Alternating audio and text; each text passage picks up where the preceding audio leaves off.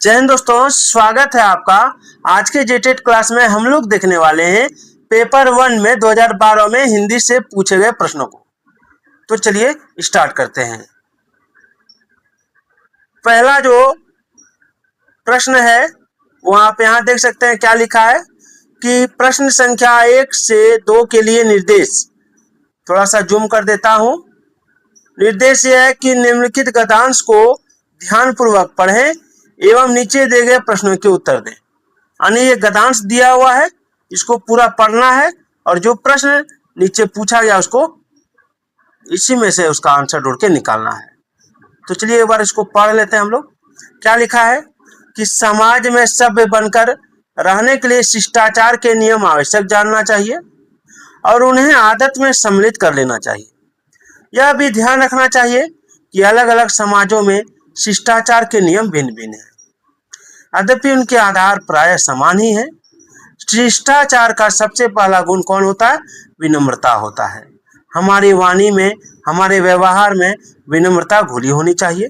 इसलिए किसी बड़े के बुलाने पर हाँ या अच्छा क्या क्यों ना कहकर जी हाँ या जी नहीं कहना चाहिए। किसी की बात का उत्तर ऐसे नहीं देना चाहिए कि सुनने वालों को लगे कि लठ मारा जा रहा है। अब इस पर आधारित प्रश्नों को देखेंगे। तो इस पर आधारित पहला प्रश्न है कि शिष्टाचार का पहला गुण कौन सा है? तो शिष्टाचार का पहला गुण कौन सा है? आइए यहाँ पे मिलाते हैं। देखिए, तो शिष्टाचार का पहला गुण है विनम्रता। शिष्टाचार का पहला गुण है विनम्रता। ठीक है, ऑप्शन में देखते हैं क्या दिया है। ऑप्शन में दिया है विनम्रता, है ना। अगला है किसके प्रति विनम्रता दिखानी चाहिए। आइए इसको भी देखते हैं। हमारी वाणी में, हमारे व्यवहार में विनम्रता घुली होनी चाहिए। इसलिए किसी बड़े के बुलाने, बड़े के प्रति, किसके प्रति? बड़े के प्रति। ठीक है, किसके प्रति विनम्रता दिखानी चाहिए? तो बड़ों के प्रति, छोटों के प्रति, बराबर वालों के प्रति, सभी के प्रति हो जाएगा। इसमें क्या हो जाएगा? सभी के प्रति। ठीक है। अब आंख का तारा मुहावरा का क्या अर्थ है? आंख का तारा मुहावरा का क्या अर्थ है? तो देखिए, आंख का तारा मुहावरा का अर्थ होता है बहुत प्यारा होना, है ना। आगे है भाषा के अभिव्यंजक कौशल कौन सा है? भाषा के अभिव्यंजक कौशल कौन सा है? सुनना बोलना, पढ़ना लिखना, सुनना पढ़ना या बोलना लिखना। तो देखिए, इसका राइट आंसर होगा बोलना और लिखना, है ना। इसी से अभिव्यक्त किया जाता है हमारे विचारों को। आगे है पृथ्वी शब्द का पर्यायवाची कौन सा है? गिरी नहीं, भूधर नहीं, मंजरी नहीं, क्या हो जाएगा? भूमि हो जाएगा, है ना। अब है पंडित शब्द का स्त्रीलिंग क्या बनती है? पंडित शब्द का स्त्रीलिंग क्या होगा? तो देखिए, पंडित शब्द का स्त्रीलिंग पंडाइन नहीं होगा, ललाइन नहीं होगा, नारी नहीं होगा, पंडिताइन होगा, है ना। आगे है रोहन तबला बजा रहा है रोहन तबला बजा रहा है, तो रेखांकित शब्द कौन सा है? विशेषण नहीं होगा, सर्वनाम नहीं होगा, संज्ञा नहीं होगा, क्रिया हो जाएगा। ठीक है। आगे है गुण, दोष, स्वभाव आदि शब्द किस वर्ग में आते हैं? जातिवाचक नहीं होगा, जातिवाचक होगा ही नहीं, सर्वनाम तो होगा नहीं। ठीक है। अब कंफ्यूजन हो जाएगा भाववाचक, संज्ञा और विशेषण में। तो इसमें हो जाएगा आपका विशेषण, क्योंकि गुण, दोष, स्वभाव ये विशेषण बताती है। ठीक है। आगे देखते हैं, अभी बहुत सारे प्रश्न है इसमें। अब है 9 नंबर कि अनुज शब्द का विपरीतार्थक क्या है? अनुज शब्द का विपरीतार्थक, अनुज का मतलब होता है छोटा और छोटा का उल्टा होगा बड़ा, है ना। तो अग्रज हो जाएगा, क्या हो जाएगा? अग्रज। ठीक है, ऑप्शन ए अग्रज। आगे है हिमालय शब्द का संधि विच्छेद क्या है? हिमालय शब्द का संधि विच्छेद क्या होगा? तो देखिए, हिम जोड़ आलय हिमालय होता है, हिम जोड़ आलय क्या होता है? हिमालय होता है ना, हिम जोड़ आलय।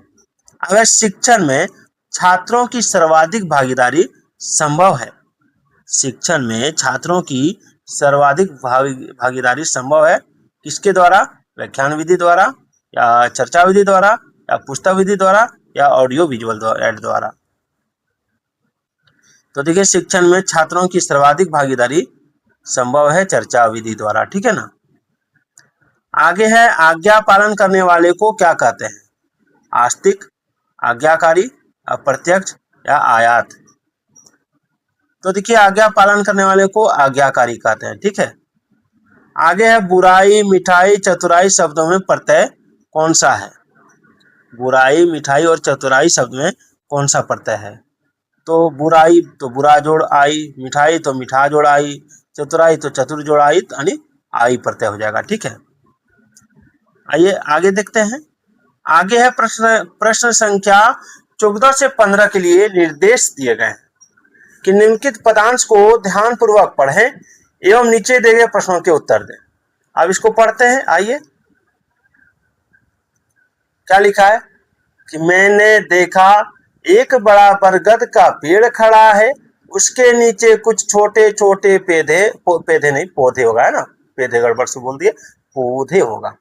बड़े सुशील विनम्र देखकर मुझको यूं बोले, हम भी कितने खुशकिस्मत हैं जो खतरों का सामना नहीं करता। आसमान से पानी बरसे, आगी बरसे, आंधी गरजे, हमको कोई फिक्र नहीं है।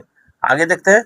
एक बड़े की वरद छत्र छाया के नीचे हम अपने दिन बिता रहे हैं, बड़े सुखी हैं। अब इसी से आपको जो प्रश्न पूछा जाएगा उसका आंसर देना है। तो प्रश्न क्या है, आइए देखते हैं। तो देखिए प्रश्न है कि इस कविता में बरगद किसका प्रतीक है? ऑप्शन है ईश्वर का, माता पिता का, दोस्त का या दुश्मन का। तो दोस्त और दुश्मन तो होगा नहीं, है ना, किसका हो जाएगा? तो माता पिता का होगा। ठीक है, अगर माता पिता नहीं रहता ऑप्शन में तो ईश्वर का होता। आगे देखिए, इस कविता में छोटे पौधे किसका प्रतीक है? गरीबों के, वृद्धाओं के या नई नन्ही पीढ़ी के, या इनमें से कोई नहीं। तो छोटे पौधे जो है ना, ये इसमें हो जाएगा आपका नन्ही नन्ही पीढ़ी के, नन्ही नन्ही पीढ़ी के। ठीक है ना। तो आज का ये वीडियो कैसा लगा कमेंट जरूर कीजिएगा, और नेक्स्ट वीडियो फिर इंग्लिश का आएगा। तो फिर मिलते हैं अगले वीडियो में, तब तक के लिए जय हिंद, जय भारत।